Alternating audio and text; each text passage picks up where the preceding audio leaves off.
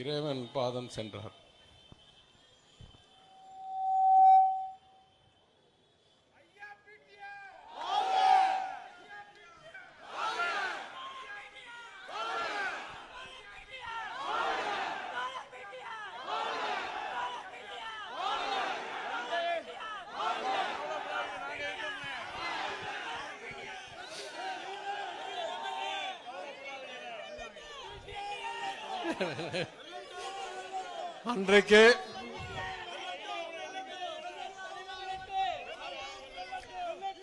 அன்றைக்கு நான் டோக்கியோ நகரத்தில் ஒரு பணியாக சென்றிருந்தேன்.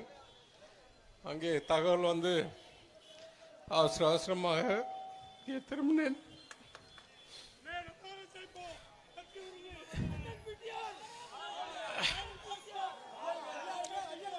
அன்றைக்கு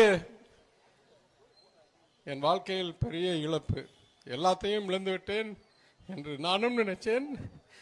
கமர் சுரேஷும் என் வீட்டுக்கு